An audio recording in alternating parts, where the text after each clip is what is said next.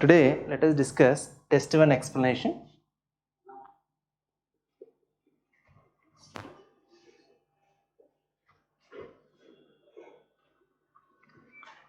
In this examination, I have not given any choice. Why? Because if you give the option of choice in the beginning stages itself, you will not study all the topics that we know. That's why we have not given any choice. I have given only two types of questions, short answer questions and long answer questions.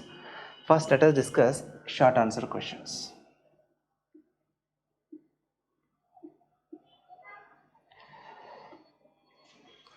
The first question is Purusharthas. Actually, already in the discussion sessions in the previous week, we have discussed all the topics. Anyway, once again we will discuss. The first question is Purusharthas. Purusharthas. Please remember, this is a test. We are testing your knowledge. In textbooks, there will be a lot of explanation, but in the examination, you need not write all those statements. Here, only you have to write the specific content. This is 10 marks. In the examination also, they will mention like this only. Then you have to write definition first. What is meant by Purusharthas? According to traditional Indian philosophy, every Hindu has certain goals to achieve. They are called Purusharthas. According to traditional Indian philosophy, there are 4 Purusharthas. They are Dharma, Artha, Kama and Moksha. After giving definition, what are the Purusharthas? You have to write about Dharma, Artha, Kama and Moksha in the form of subheadings. 1, 2, 3, 4 and finally significance. Already I have discussed in the discussion session, but for the sake of newcomers, I mentioned the structure. For the newcomers also will give access to the previous classes.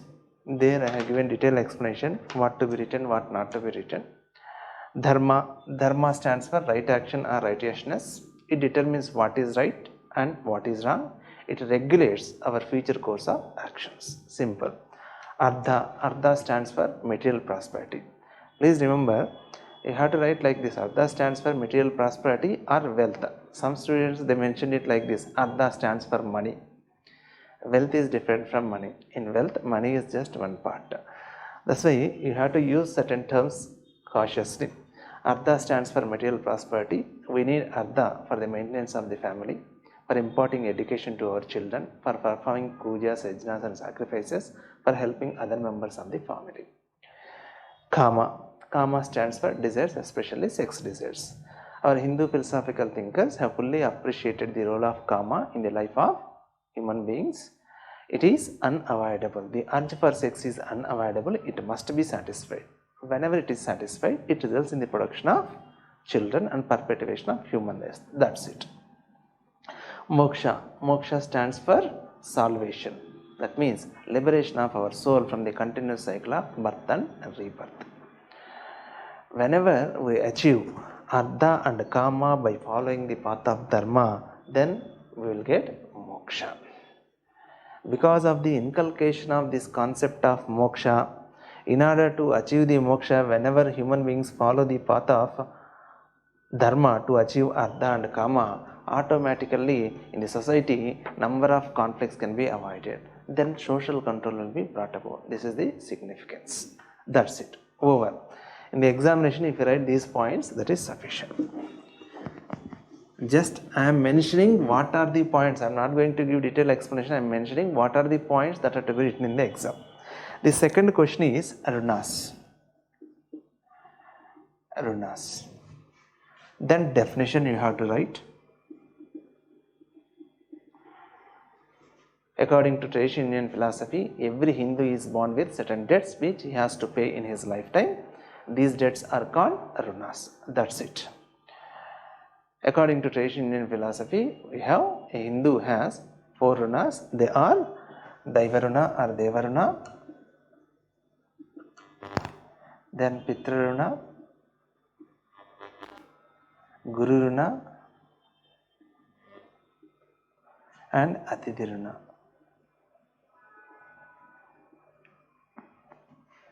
Then put subheadings. Under each and every subheading you have to write what is meant by so and so runa and how to pay. We are indebted towards gods and goddesses because the universe is created by the gods and goddesses according to traditional Indian philosophy. This is called Devaruna. Devaruna can be paid by performing pujas, yajnas, sacrifices, and by offering devotion in number of ways. It can be dancing or singing, whatever it may be. That is about Devaruna. Second, Pitruna. One's physical existence is because of his or her parents. That's why we are indebted towards our parents. That is called Pitruna. Pitruna can be paid. Please remember, I told you in the discussion sessions also, Pitruna, in different ways of paying Pitruna, production of children, Santana, is one way. But you have to write in a sequence. Immediately after your birth, you are not going to produce children. Am I correct or not?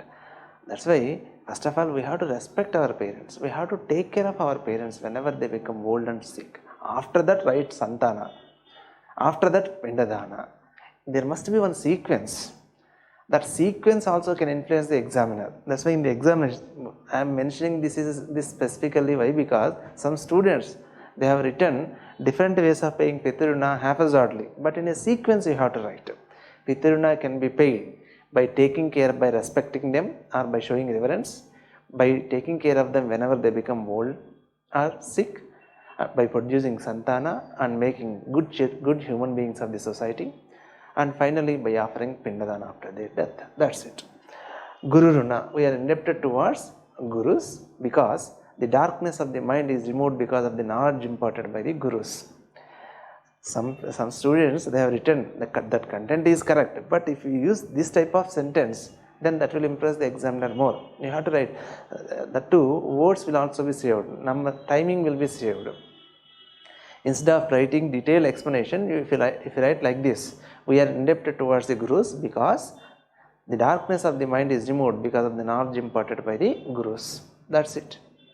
It can be paid by showing reverence, that means by respecting them, by offering Guru Dakshina, and by the study and perpetuation of the knowledge contained in various Shastras. First we have to respect the teachers. After that we have to pay some Guru Dakshina. After that, if you perpetuate the knowledge contained in various Shastras based on the knowledge imparted by the Gurus, then that is also another form of paying Guru Dakshina. That's why in this sequence only you have to mention. Okay, Atidiruna. Atidiruna means we are indebted towards the guests. Why? Because man is a social animal. He cannot live in isolation. People constantly live in constant interaction with each other. That's why we are indebted towards the guests. It can be paid by showing reverence and by serving them in the best possible manner. That's it. And finally, significance. Significance. Because of the Devaruna, the fear of supernatural punishment, the belief in the existence of the God will be reinforced, because of which the fear of supernatural punishment will be there. That's why there will be control in the behavior of the people. Because of the Pitaruna, there will be good parent-child relations and there will be incentive to the people to produce the children. Then only there will be perpetuation of human race. Because of the Guru Runa, there will be incentive to the teachers to continue the teaching occupation. That's why knowledge transmission to the next generation takes place. That's why good teacher-student relation will be there, knowledge transmission to the next generation will be there. Whenever knowledge is there, then we can avoid bad acts or bad karma. Then automatically there will be good society or social control will be there. And because of Atidiruna, there will be maintenance of good social relations. That's why ultimately social harmony can be achieved. That's it. Social harmony. That's it. Only these points you have to write. Over. In your answer, different subheadings, different points must be clearly visible to the examiner. The next question is very relevant. Very relevant. Very relevant. Actually, he came to India as a Christian missionary or preacher of Christianity. Later, he was attracted towards the tribals and he studied the tribal problems. The point that you have to remember is he came to India as a Christian missionary. Later, he was converted into an anthropologist. That's it. Under the influence of Mahatma Gandhi, he was converted into Hinduism. Whatever it may be, his contributions are important for us. First one is he studied the Baiga tribes in central India. Baiga tribes. And he studied the problems of the Baiga tribes. He produced a book also, The Baigas, in 1938. In this book, he mentioned that the so-called nationalist and the British people, they are bringing about unnecessary problems in the lives of the tribal people in the over hasty process of bringing about civilization in the tribal people. They are feeling that they are of the opinion that the British people and the nationalists are the mainstream society people, are the civilized people, the tribal people are uncivilized people. And that's why they are thinking that they have to be civilized. That's why in the so-called over hasty and unregulated process of civilization of the tribal people, they create a number of problems in the tribal people. That's why tribal people should be allowed, should be left to develop along the lines of their own genius. That's why he advocated in this book only, he advocated national park theory. National park theory. He created the creation of separate national parks or separate parks. Actually, he called those national parks as reserved tribal areas. Whenever national park means human activities are limited, controlled. Similarly, here also in the tribal areas where those areas are declared as national parks, the non-tribal activities will be controlled so that unnecessary problems can be avoided. That is his intention. Later, because of criticism, he discarded that policy. Then he advocated, actually he influenced Jawaharlal Nehru to announce tribal Panchasheel policy. Tribal Panchasheel policy. Tribal Panchasheel policy. What is tribal Panchasheel policy? We will discuss once again. And after that, he wrote another book also on the tribals of the Northeast tribals, Northeast India. Actually, he first conducted his field work in the Central India. He studied the Baigas tribes.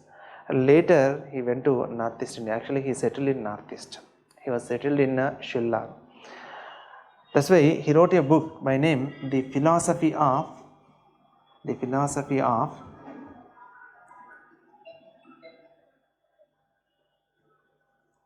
Northeast Frontier Agency.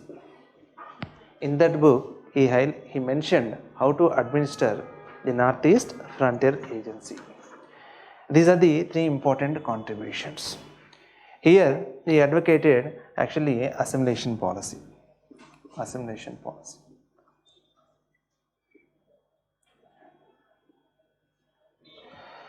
Okay, in the examination, you have to mention the Baiga tribes, his contribution to highlighting the problems of the Baiga tribes. Later, he influenced the Jawaharlal Nehru to announce a tribal Panchasheel policy. Later, he produced another book with regard to the administration of Northeast Frontier Agency, that is the Philosophy of Northeast Frontier Agency. This is about a very railway. Then the next question is Mediterranean elements. Mediterranean elements. Mediterranean elements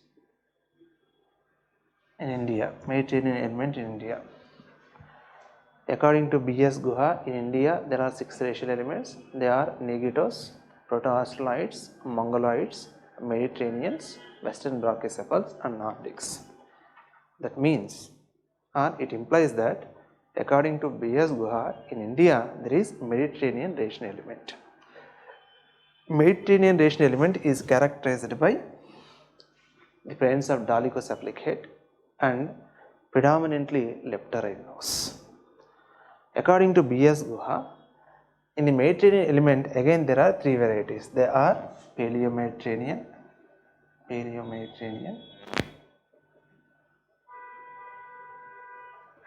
then true Mediterranean,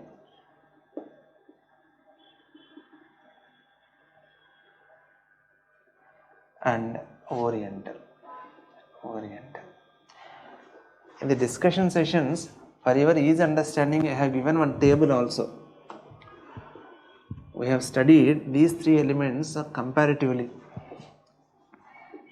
One is height, second one is color, third one is hair, fourth one is nose, and finally representatives. For making you to remember the characteristics of Paleo-Mediterraneans, True Mediterraneans and Oriental, I have explained with the help of this table. In the long answer question, you can mention this table also. But here, I have asked only Mediterranean element for 10 marks. That's why this structure must be there in your brain. Then put subheadings. According to B.S. Guha, in Mediterranean elements, again there are three elements. They are Paleo-Mediterranean, True Mediterranean and Oriental. Then Paleo-Mediterraneans are characterized by so and so characteristics. What are the characteristics of Paleo-Mediterraneans? They are medium stature, dark color individual with scanty hair over the body and platyrian nose. And these elements can be seen in so and so group. Who are those people? Paleo-Mediterraneans are there. Paleo-Mediterranean element is there in which people? Telugu Brahmins, Tamil Brahmins and Nayars. Like this, write in the form of points, then give representatives, examples of representatives. See, writing the table is also good, but in the examination it is an art. This is for 10 marks. That's why how to write, how to fill the page, that point also has to be considered. Okay. Already in the discussion session I have discussed those points. The same points comparatively you have to discuss. Then the next question is sacred complex. Sacred complex. See, I did not mention anything, just I have given the term or the name of that concept, sacred complex. Here you have to give introduction, meaningful introduction. The concept of sacred complex was introduced by L.P. Vidyarthi in order to project a Hindu place of pilgrimage as the best dimension of Hindu civilization in his work, The Sacred Complex of Hindu Gaya. 3 points are incorporated in a single statement. Who introduced that concept, why he introduced that concept, in which work he introduced that concept. The concept of sacred complex was introduced by L.P. Vidyarthi in order to project a Hindu place of pilgrimage as the best dimension of Hindu civilization through his work, The Sacred Complex of Hindu Gaya. That's it. After that, give the definition, sacred complex definition. The pattern of life of a sacred city which emerged because of fusion of sacred geography, sacred performances and sacred specialists. Then components of sacred complex. Components of sacred complex. Sacred geography, sacred performances and sacred specialists.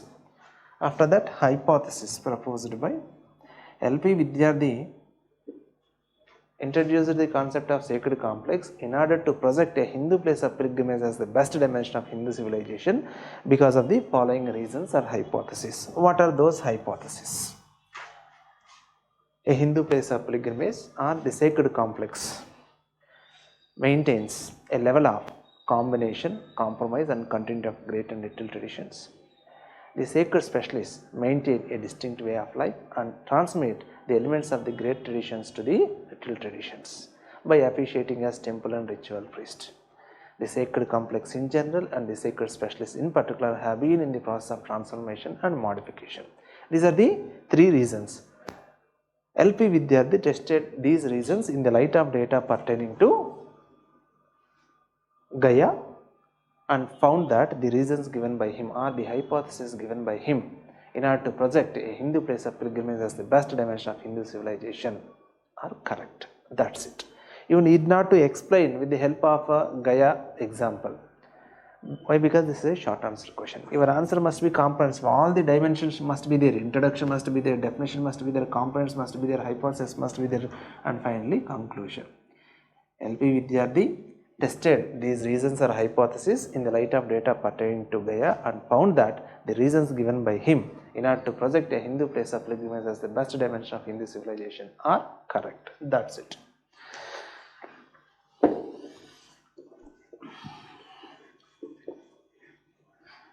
Then the next question is the impact of Buddhism. Impact of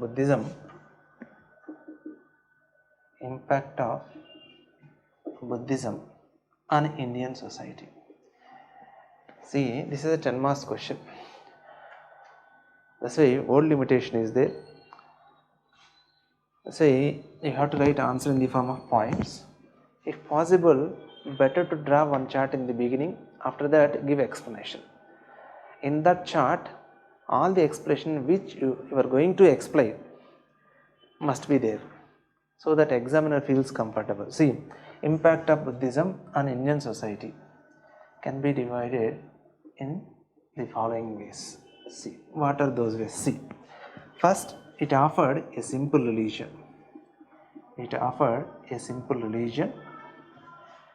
Where there are no secret mantras, where there are no unnecessary, complicated, expensive rites or rituals, which is easy to follow.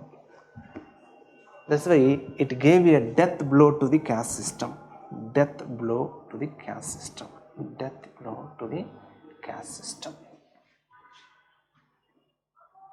Once upon a time in the traditional Indian society, because of the restrictions or because of the rigidities of the caste system, the interaction among different groups or different castes was regulated or controlled. Now, because of the death blow to the caste system, there was increase in the interaction among the members of different society. That's why it was responsible for promoting national unity also. And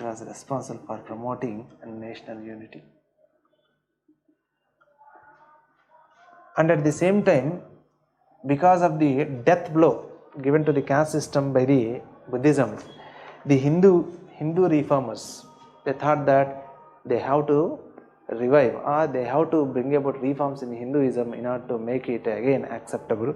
That's why they brought about reformism in Hinduism.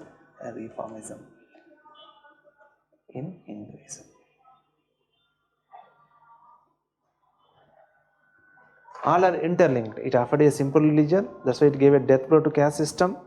Because of the death blow to the caste system, national unity was achieved, and at the same time, reformism in Hinduism was also achieved. New sects in Hinduism came into existence, which emphasized on bhakti and devotion towards the God in order to achieve moksha, but not on the unnecessary, complicated, and expensive rites and rituals. After that, Buddhism laid emphasis on ahimsa. That's why people developed content towards ahimsa. And at the same time, in due course of time, the rulers also developed a content towards violence. Even Ashoka also, he abandoned the policy of war and he followed the policy of love to conquer other kings. That's why here militant spirit was decreased. He promoted ahimsa, that's why decrease in militant spirit. That's why India became a prey to foreign invasions.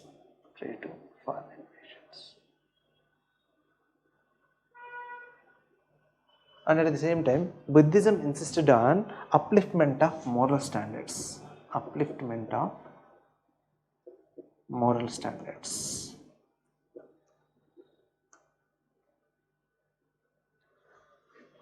Charity, purity, self-sacrifice, control over passions, like that.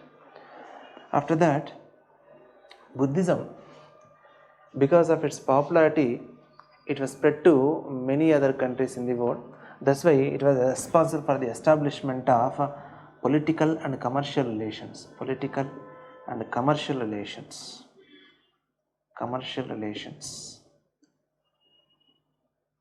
With many countries in the world. Contacts with outside countries or outside world were increased. That's why it was responsible for the establishment of political and commercial relations. Later, it is responsible for idol worship, starting of idol worship. After the death of Gautam Buddha, some of his followers started worshipping Gautam Buddha as the God by carving the idol of Lord Gautam Buddha. That's why idol worship came into existence. And at the same time, they started constructing stupas over the relics of the Buddha and Bodhisattvas. That's why temple construction also came into existence. Before that, our people worshipped different gods in the form of symbols, that too in open nature. But after the influence of this Buddhism, idol worship was started and temple construction was started. And at the same time, they are responsible for the development of literature. Buddhists, they produced their literature, they preached the essence of Buddhism in the local languages, language of the masses, Pali language. Different sacred textbooks of Buddhism, that means Tripitakas, Jatikas, they were produced in Pali language. That's why Pali literature was developed. And many Buddhist scholars, they produced many works in Sanskrit also. That's why Sanskrit language was developed. Amar Kosha by Amar Singh, Buddha Charita. Like this, Nagarjuna's Ayurveda. Like this, different varieties of this sacred literature, different varieties of Sanskrit literatures were also developed. After that, art and architecture also, for the development of art and architecture. Literature and education, you please mention like this. Some of the Buddhist viharas, especially the vihara at Nalanda, was developed into great university also. Apart from that, Takshila, Vikramshila universities, actually they are nothing but viharas of the Buddhists. Art and architecture. Actually, Buddhists, under the patronage of the kings who promoted the Buddhism, different varieties of architecture elements were produced. Different arts of sculpture or arts of this carving, different varieties of architectural monuments were also developed. Gandhara School of Art, Madras School of Art, Amaravati School of Art. These different schools of art and architecture were developed. Stupas, viharas, cave temples came into existence. Again, cave paintings came into existence. Paintings in Ajanta caves, paintings in Sigiriya caves in Sri Lanka. They are the excellent contributions made by the Buddhists. Actually, if you draw this chart, later if you give explanation, it can influence the examiner. Okay, it's better to draw a chart like this. Okay.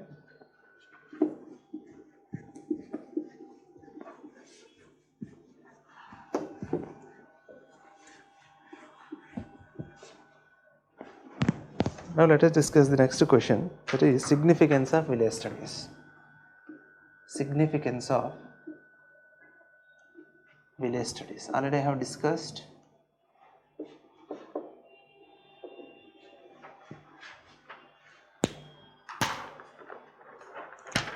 To bring about social, economic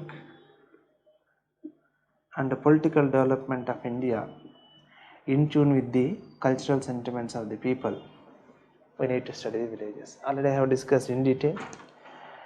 In India there are a number of social problems, especially in the villages there are many social problems. If you want to bring about a rural reconstruction, then you have to study the villages, then only you can come to know about the root causes of different varieties of social problems.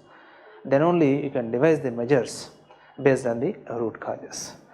Economic development. India is an agrarian country. If you want to bring about really economic development, agriculture has to be developed. If you want to develop agriculture, the problems of the agriculture you should know. In order to know the problems of agriculture, you must study the villages. Accordingly, we can take measures to deal with those problems. Similarly, political development. India is a democratic country. We can come across true democracy at the village level in the form of democratic decentralization, Grama Sabhas. Actually, government resorted democratic decentralization after studying the villages only. Again, to know about the implementation of the democratic decentralization, the problems encountered and the measures to deal with those problems, we have to study the villages. At the time of devising measures for bringing about social, economic and political development, we must know the culture. The culture of India lies in the villages. Even today also 2/3 of the Indian population is living in the villages. That's why if you want to know the culture of India, you must study the villages. Then only you can devise different varieties of measures in tune with the cultural sentiments of the people. That's why to bring about social, economic, political development of India in tune with the cultural sentiments of the people, you have to study the villages. That is the significance. Problems of minorities. Next question. Problems of minorities.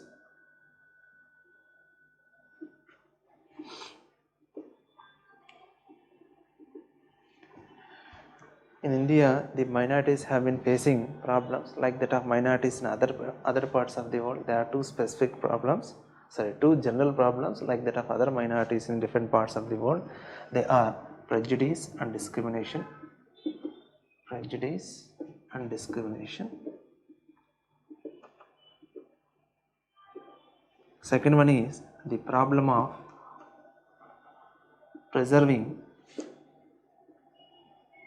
their distinct culture, language and script. Distinct language, culture and script. These are the general problems of the minorities, like there are the minorities all over the world. What are the other specific problems? One is the fear of insecurity. Fear of insecurity. Then violence or communal conflicts. Violence or communal conflicts. Then uniform civil code. Uniform civil code. Inadequate representation. Inadequate representation.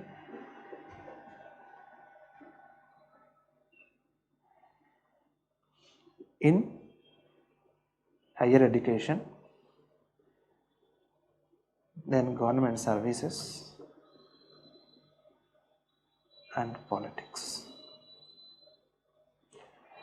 These are the problems of the minorities. Now let us discuss the next topic. Better to write about these problems in the form of subheadings.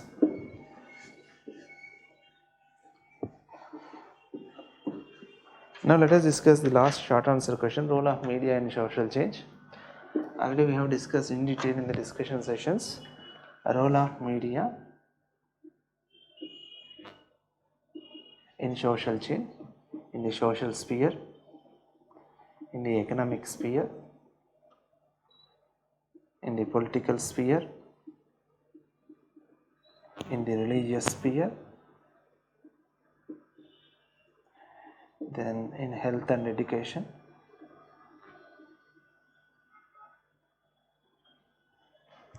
you can write social sphere. What are the problems?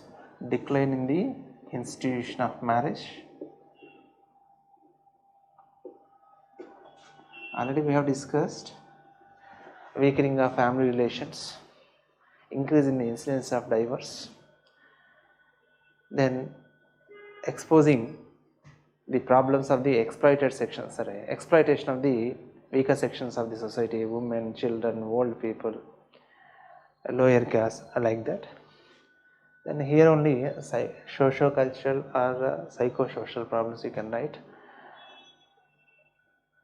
Decreased status of women, because the women are projected as the objects with sexy figures in different medias. Then the media is responsible for promoting passivity in the life, for promoting escapism. All these are the different social consequences. With respect to economic consequences, employment avenues were increased, transactions were increased, and the reach of the goods was increased. The awareness regarding the availability of different varieties of goods in different e-commerce websites is done because of advertisements. That's why the e-transactions were facilitated. The demand for goods and services were promoted. Similarly, political awareness was increased. People came to know about their political rights, and at the same time, political interest was stimulated at the time of elections. They influence the electoral outcome also. They act as, that means media act as a watchdog on the functioning of the government. Religion, the spread of religious ideas has become so easy. Pilgrimages have become so easy. These are the changes with respect to religious sphere, and even the root cause of the communal rights are also exposed. Health and education, because of telehealth, and at the same time because of tele-education, the health awareness was increased, even treatment is also being provided, and at the same time knowledge is important because of tele-education. These are the impacts because of media.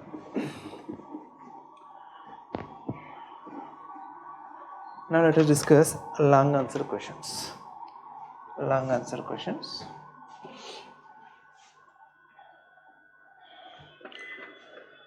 The question is, first question is, explain the impact of globalization on social relations in the villages. First question is explain. I am asking explanation. If you want to give introduction, you can give introduction briefly about globalization. What happened because of globalization? Ultimately, industrialization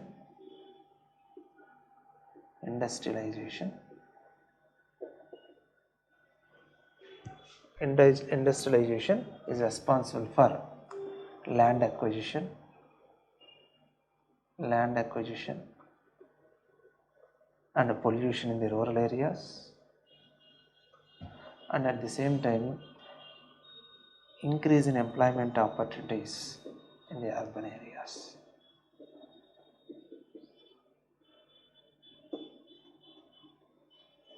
Because of land acquisition and the pollution in the rural areas, what happened? There was decline of agriculture. Because of decline of agriculture, what happened? The dependence on the lower caste and the upper caste was decreased. That's why the rigidities associated with the caste system were decreased. What are the rigidities associated with caste system? That means the practice of untouchability, commensal restrictions on commensality, occupational restrictions, other restrictions with respect to social interactions, endogamous restriction relaxation, like that. This dominant subordinate relations were decreased, and at the same time, because of availability of employment opportunities, people migrate to urban centers.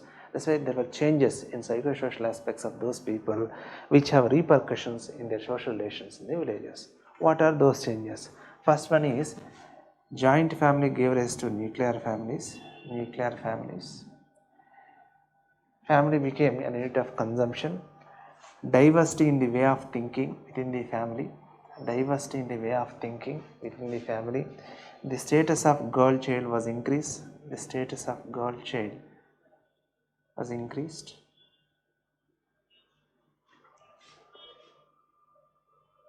And increase in the incidence of decrease in the psychosocial authority of the elders.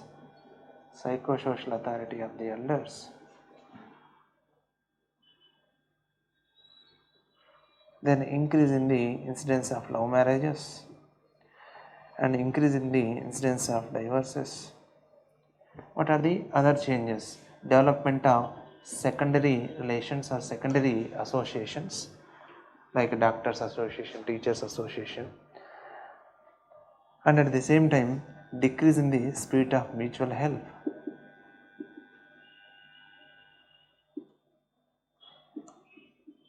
The community festivals lost their charm.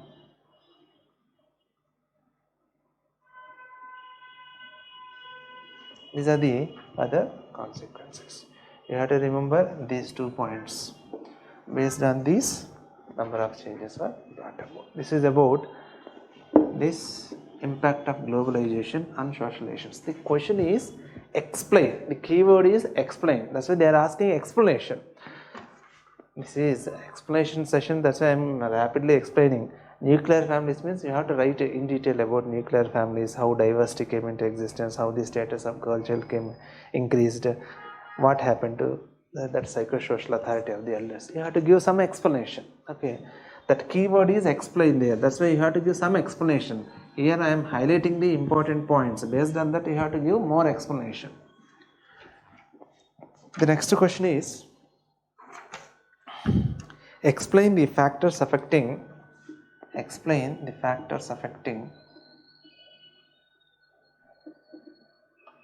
the growth and structure of the population.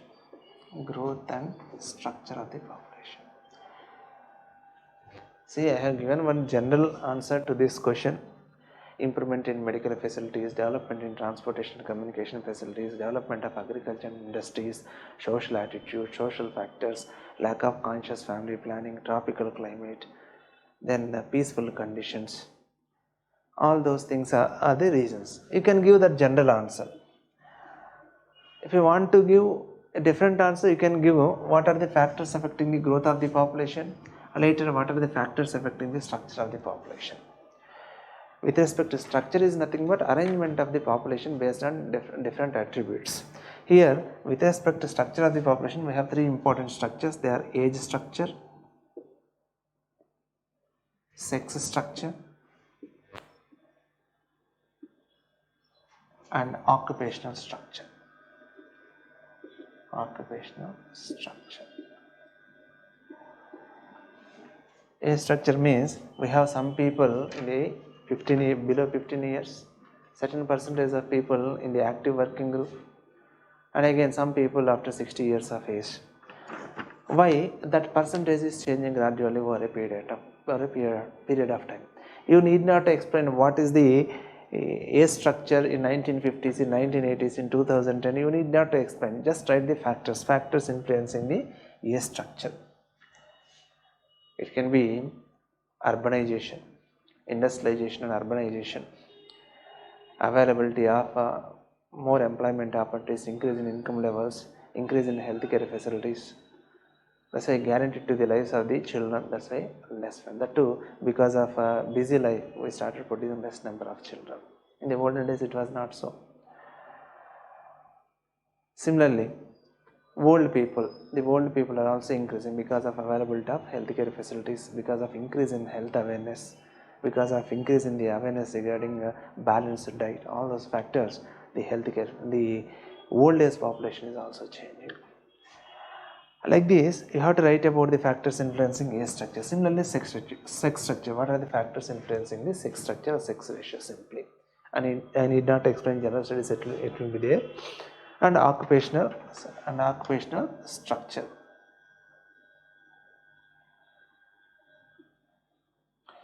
In the academy, you can write occupational structure means how many people are employed in agriculture, that means a primary occupation, how many people are employed in industries, how many people are employed in services sector. What are the factors that are responsible for decline of agriculture? What are the factors that are responsible for the development of industries? What are the factors that are responsible for the development of services sector? You have to write. If you want to give a different answer, that general answer you can give under this subheading, factors influencing the growth of the population. Or you can give the same answer for this entire question also, factors influencing growth and structure. If you want to give a different answer, then put subheadings, factors influencing the growth of the population, then factors influencing the structure of the population. Under the factors influencing growth of the population, mention those 10 points. Under the factors influencing the structure of the population, first mention what is meant by structure of the population, what are the three different structures of the population, and explain the factors influencing age structure, the factors influencing sex structure, and the factors influencing occupational structure. One of the students tried to give a different answer, that's why he has given the factors influencing the growth of the population. That general answer he has given. Later, he explained the structure of the population, the factors influencing the structure of the population. But he explained only the factors influencing the age structure. He forgot to explain the factors influencing the sex structure and occupational structure. Please remember, if you want to give a different answer to this question, you have to mention age structure, sex structure and occupational structure, and mention about the factors influencing age structure, sex structure and occupational structure.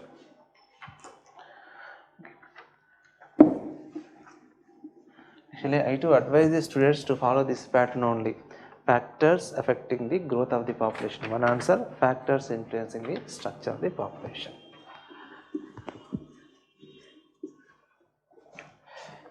Depending upon the time in the examination hall, you can decide how to present.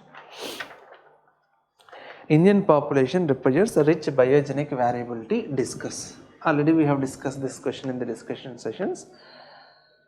The biogenic variability is manifested in the form of racial diversity. In India, there are many races. According to B.S. Guha, there are 6 races. According to Risley, there are 7 races. You can mention any one classification. Just mention the names of Guha and Risley, but explain the racial diversity in India with the help of any one classification. But I suggest you to explain the Guha's classification, because there, based on the environment, you can understand what are the changes, you can easily remember the characteristics, you can avoid the mistakes. That's why I mentioned, whenever the question is asked like this, in racial biogenic variability is manifest in the form of racial diversity. In India, there are lot of races. According to B.S. Guha, there are 6 races. They are negative elements, Proto-Australoids, Mongoloids, Mediterraneans, Western Brachycephals and Nordics. Then put subheadings one after another. Negatives. Negatives are characterized by so and so characteristics. These characters are seen in so and so people. Similarly, Proto-Australoids, these are characterized by so and so characteristics. These characters are seen in so and so people.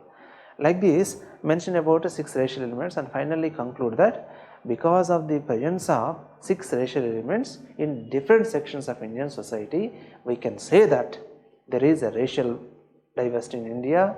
That's why we can say that India is rich in biogenic variability, which is a manifestation of racial diversity. You have to conclude like this.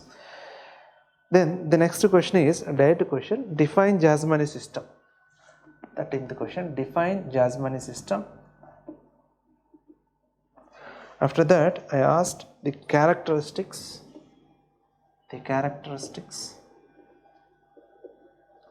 then nature and present status. This is a direct question. Definition, concentrate. Try to present at least 2 definitions. You have to practice the definitions, then only you will get more than 300, 310, 320 like that.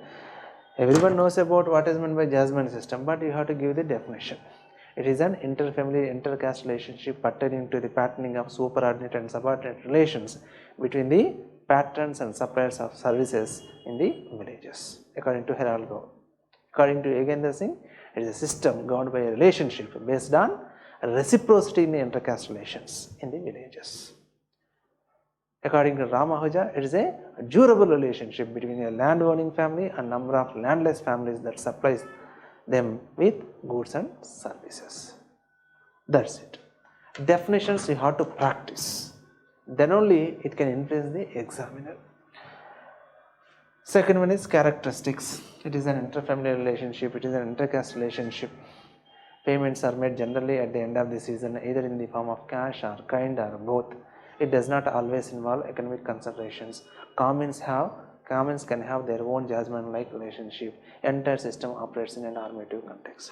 Nature, with respect to nature, we have 2 different opinions. According to one group of anthropologists, it is exploitative because it involves element of forced labor and underpayment. According to another group of anthropologists, it is not exploitative system because it involves mutual benefits. And at the same time, commons are given freedom. The entire system operates in a normative context, and the traditional norms bind the judgments to be paternalistic. What is the present status? The Jasmine system has been declining. What are the reasons? Monetization of the economy, emergence of commercial attitude, availability of ready-made goods, then weakening of association between caste and occupation, migration of the lower caste people in search of better occupation to the urban areas, establishment of banks and other cooperative institutions in the villages, then integration of the rural markets with the urban markets. All these are the reasons. This is also a direct question. You may be thinking, Sir has given all direct questions. Yes, I have given all direct questions. Why? Because this is the first test. In the first few tests, I want to make you to write the content first. And later in the sectional test and grant test, indirect questions will be asked. Then we will train you in a different manner. Then explain the role of 18th century and 19th century anthropologists in the growth of anthropology in India. 18th century and 19th century anthropologists means at that point of time, either the village studies or tribal studies, they were in the beginning. That means formative stage. You have to write about the formative stage of tribal studies, the formative stage of village studies. Already I have discussed what are the steps in the formative stage of tribal studies. Formative stage of tribal studies. In the formative stage of tribal studies, you have to mention establishment of Asiatic Society of Bengal. After that, the general books on Indian ethnography of India by R.G. Latham. Tribes and Castes of Bengal by Risley. After that, monographs. There are many monographs and excellent monographs. What are the excellent monographs and whom? Those excellent monographs are produced? Thodas by Rivers, then Andaman Islanders by Radcliffe Brown, then Vedas of Sri Lanka by Seligman and Seligman. After that, the formative stage of village studies. In the formative stage of village studies, we have to remember the contributions of 4 anthropologists: Henry Maine, Baden-Powell, Lal Bihari Dev and George Grierson. You have to mention. Here the question is, contributions are the role of 18th century and 19th century anthropologists to the growth of anthropology in India. I mentioned the growth of anthropology, that means you have to write about tribal studies as well as village studies. But 18th and 19th century means formative stage. Question may be asked like this: contribution of 20th century anthropologists for the growth of anthropology in India. Then you have to write constructive phase and analytical phase of tribal studies, constructive phase and analytical phase of village studies.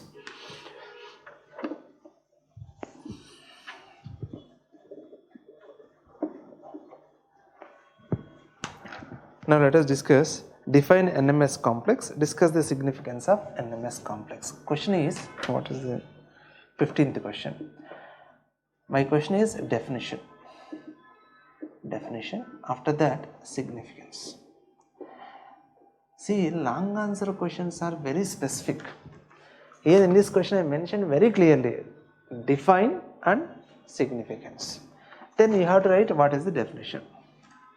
It's a complex or the pattern of life. It's a complex arising out of man's close interaction with and dependence on nature and in his belief in spirit and supernatural world. You have to give that definition.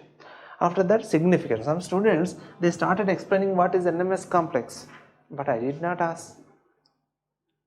It doesn't mean that you are wrong. If you are right, it's also correct. But for that, marks will not be allotted. Your time will be wasted. That's why generally 99% in the short answer questions there will not be any specificity. They will mention the name of the concept. In the long answer question they will specify. We have to understand what the examiner is expecting. Accordingly you have to write it. Here in the definition there is nothing to explain. You have to write the definition. But significance you have to explain. It is responsible for the formulation and implementation of developmental programs for the tribals. Implementation of different developmental programs. It is responsible for making the anthropologist to be cutting edge sensitive whenever he is carrying out research. That means training of anthropologists.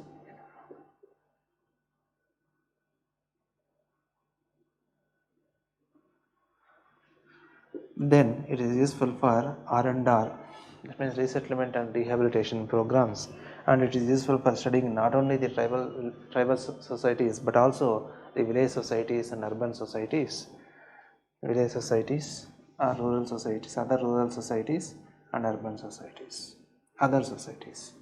With the help of examples you have to discuss. You have to give detailed explanation for these 4 points. In the formulation implementation of developmental programs, what are the developmental programs that the government want to implement, how they are rejecting those developmental programs. With the help of some case studies you have to explain.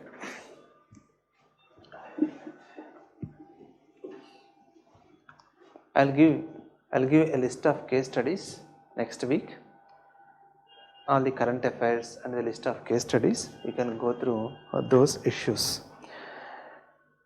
Then the next question is, explain the impact of Christianity on Indian society. Christianity, here also my question is explain. I am asking you to explain. Then you have to write, Christianity influenced each and every aspect of Indian life.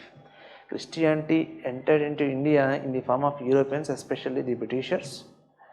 The Britishers, that means the Christianity, apart from introducing a system of political administration, they brought about number of changes in the social, economic, political, religious and other aspects of our life. Christianity influenced each and every aspect of our life.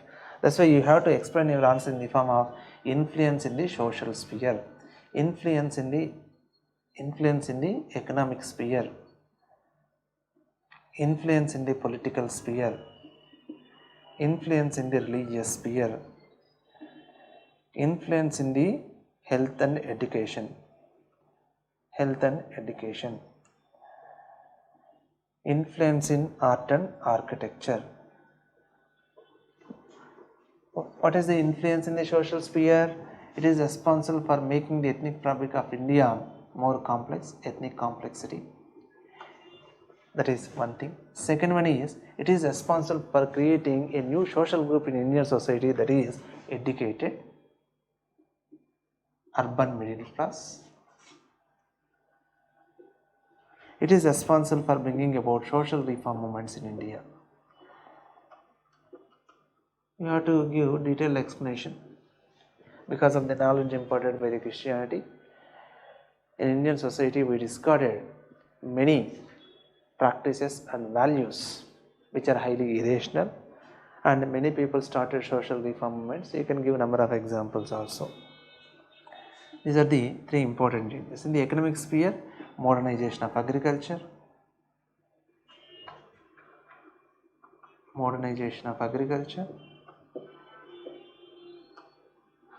then industrialization and urbanization, development of transportation and communication facilities,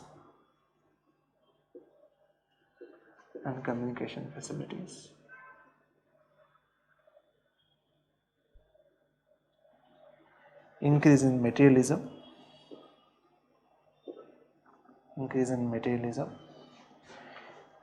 and many new commercial establishments,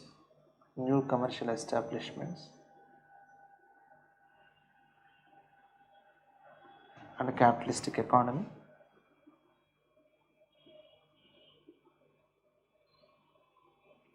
decline of jazz money system, decline of rural industries because of the systems introduced by the Britishers, and jazz money system, new way of life. I am highlighting all these points. Why? Because in the rapid discussion sessions I did not cover the impact of different religions on traditional Indian society. That's why I am mentioning briefly. What are the influences? That means, what are the impacts with respect to political sphere? Restructuring of political values, new political values, or restructuring of political values or political authority. Monarchic form of government was replaced by a republic form of government. We used to call India as the Republic of India. Am I correct or not? That means the head of the state is elected by the people, and at the same time new values, political values came into existence. What are those political values? Humanitarianism, egalitarianism, rationalism, like the secularism. Like these new values came into existence, new political values came into existence. There is restructuring of political authority. Because of the restructuring of political authorities, again there are certain changes in the society, social changes, abolition of zamindari system, abolition of untouchability, and decrease in the rigidities associated with the caste system. You can mention in the social sphere also. Sometimes questions may be asked, explain the influence of Christianity in the economic sphere, explain the impact of Christianity in the social sphere. Then you have to give detailed explanation. Then with respect to religion, synchrony came into existence. Many people are converted into Christianity in India. Even though they were converted into Christianity, they started practicing and they continue to practice the traditional Indian festivals like Diwali, Sankranti. They're like that. That's why there was simultaneous practice of Christianity as well as Hinduism. That's why synchronic element came into existence. With respect to health, the allopathic system of medicine was introduced by those people only. Christian missionaries organized many health camps at the time of epidemics and saved the lives of many people. And the Christian missionaries established orphanages. That's why they protected the children from the infant deaths. Actually, in the tribal India especially, whenever there is death of mother, the tribal people used to bury the live child also along with the dead mother. Why? Because mother only can provide the milk to the newborn child. For the newborn children, In the first 6 months of life, only mother's milk is the source of food. In the absence of mother, how to save that child? That's why to avoid anyway that child dies because of that hunger pain most of the times. That's why to avoid that pain, they want to bury the child in the beginning itself. That's why for such infants, this Christian mission is established orphanages and they protected them from the jaws of death. That's why infant mortality was decreased, and because of the establishment of hospitals in many areas, maternal mortality was also decreased. That's why maternal mortality, infant mortality was decreased, and the deaths because of many epidemics were controlled. That's why the health standards were promoted. Allopathic system of India, which is being practiced widely throughout the India, is the gift of Christian missionaries. And education, they introduced the formal education system. They introduced English as the medium of instruction, art and architecture, the city planning in India. Some of the components of the city planning in India are because of the Christian planning or British planning. Second one is they introduced that Gothic style of construction. Churches, in churches we have a Gothic style of construction. All those are the contributions of the Christianity with respect to Indian society. Christianity influences social sphere, economic sphere, political sphere, religious sphere, health, education, art and architecture. This is about the impact of Christianity on Indian society. Now let us discuss the last question. Discuss the influence of dominant caste in socio-cultural, economic and political aspects. Actually, in the previous classes, we have discussed the influence of dominant caste. In general, I have discussed, but here I asked in a different manner. Discuss the influence of dominant caste in socio-cultural, economic and political aspects. Socio-cultural,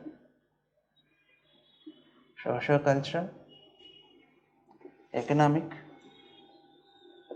and political life. Under 3 subheadings, you have to give your answer. What is the influence of dominant caste in socio-cultural life of the villagers? They exhibit more concern for social superiority. More concern for social superiority, even though they are not so in the ritual hierarchy. With the help of examples, you can mention. If you go to Karnataka, Vakkaligas are considered as dominant caste people. Then Vakkaligas are given Harati first before others have it. Others have it in the temples. Similarly, if you go to Uttar Pradesh, Thagus consider Brahmins as menials. Jats, if you go to Punjab, Jats consider Brahmins as menials. Like this, they exhibit more concern for social superiority. And they act as a model for sensitization. Sensitization. They can impose, number of examples are there. They can impose and maintain social restrictions. They can impose and maintain social restrictions.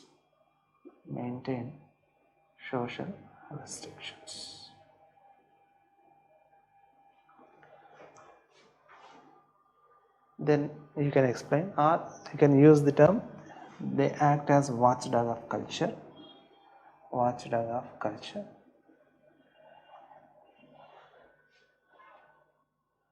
Then they beat the men and women of lower caste whenever they raise their dissatisfaction or dissident against the upper caste people, and gratify their sexual desires. Gratification of sexual desires with the women of lower caste. What are the impacts, or what is the influence with respect to economic sphere? One is they secure economic benefits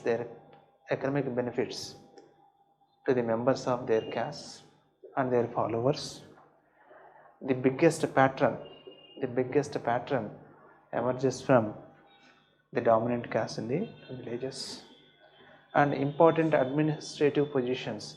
Actually, this point can be mentioned under this subheading as well as this subheading. Why? Because whenever administrative positions are occupied, automatically it results in the economic benefits. In the political aspects also you can mention They influence, they monopolize administrative offices. They influence decisions of the village panchayats.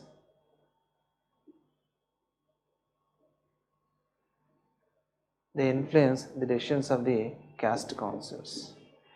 This point also you can mention here as well as here. Okay.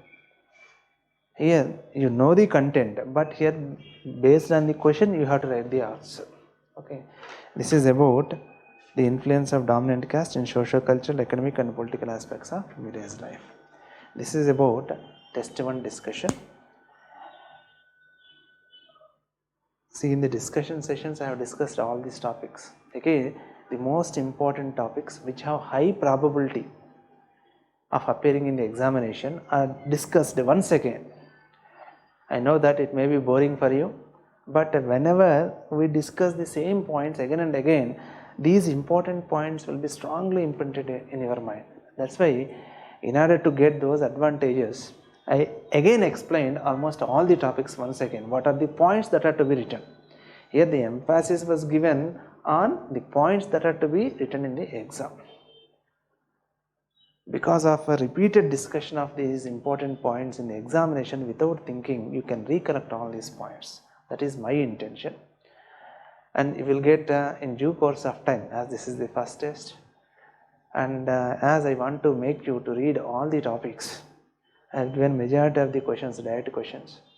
But in due course of time, there will be increase in the complexity of questions in the question paper, entire question paper also. This, our preparation of chapter 2, 3, 4 and 5 of paper 2 is over. From tomorrow onwards, we will discuss tribal India. I told you in the beginning also, I didn't remember whether I have discussed this or not. From tomorrow onwards, we will discuss entire tribal India and India in a different manner. Tribal India.